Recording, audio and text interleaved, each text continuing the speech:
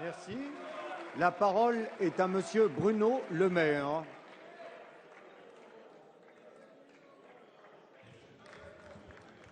Monsieur le Président, Mesdames et Messieurs les députés, ma question s'adresse à Monsieur le Premier ministre.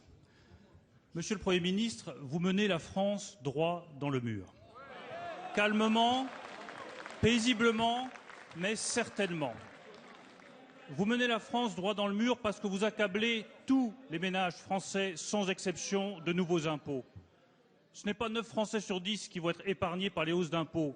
C'est 9 Français sur 10 qui vont devoir épargner pour payer vos augmentations d'impôts.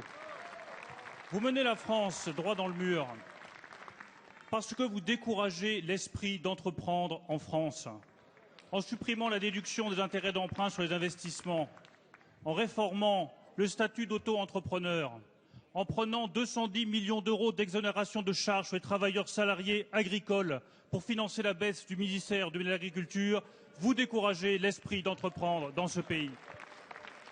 Monsieur le Premier ministre, vous menez la France droit dans le mur parce que vous n'êtes pas capable de prendre des décisions courageuses de réduction de la dépense.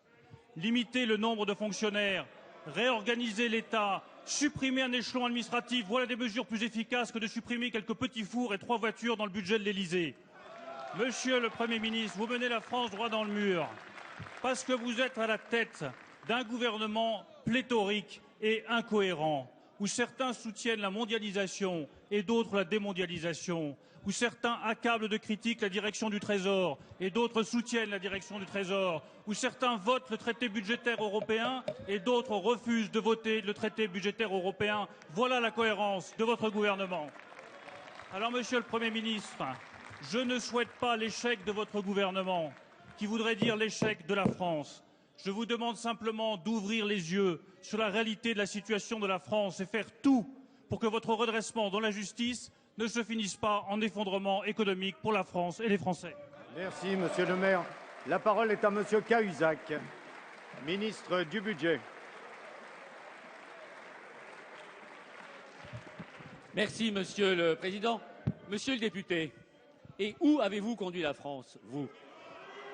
Vous qui nous donnez des leçons en matière de dépenses publiques, puis-je vous rappeler, Monsieur le ministre, Monsieur le député Le Maire, que votre rôle dans l'appareil d'État n'était pas négligeable quand l'évolution de la dépense publique entre 2002 et 2007 a été de 2,3% en volume. Puis-je vous rappeler que l'évolution de la dépense publique quand vous étiez membre du gouvernement de Monsieur Fillon a été de 1,7% en volume. Je me permets de vous rappeler, les documents sont à votre disposition, que dans cette mandature, l'évolution de la dépense publique sera de 0,7% en volume. Nous ferons ce dont vous avez beaucoup parlé, mais que vous n'avez jamais su faire. Et nous le ferons parce que nous avons besoin de redresser un pays que vous avez bien mal conduit, vous qui nous accusez, avant même d'avoir voté le premier budget, de nous tromper, probablement sans même connaître le détail des mesures. Oui, monsieur le député, où avez-vous conduit la France, vous, en doublant la dette du pays de 900 à 1800 milliards d'euros en 10 ans? Quel est donc ce soleil qui vous éclairait pour vous permettre de nous donner des leçons de gestion ou de fiscalité? Un peu peut-être de modestie. Laissez passer quelques mois ou quelques années. Laissez aux Français le temps de digérer votre bilan avant d'avoir des jugements aussi durs sur ceux que les Français ont choisi pour vous remplacer puisque vous aviez failli. Monsieur le député Le Maire, où avez-vous conduit la France, vous qui aviez promis de baisser l'année dernière les impôts lors de la dernière mandature de 80 milliards d'euros et qui, en définitive, avait participé à un gouvernement qui les a augmentés de 30 milliards d'euros? Où avez-vous conduit vous-même, d'ailleurs, les salariés du secteur agricole, où vous réclamez de cette aide dont vous savez qu'elle est fondée sur une taxe qui va être déclarée illégale par les autorités communautaires? Vous le saviez en le faisant, vous l'avez quand même fait voter par vos amis.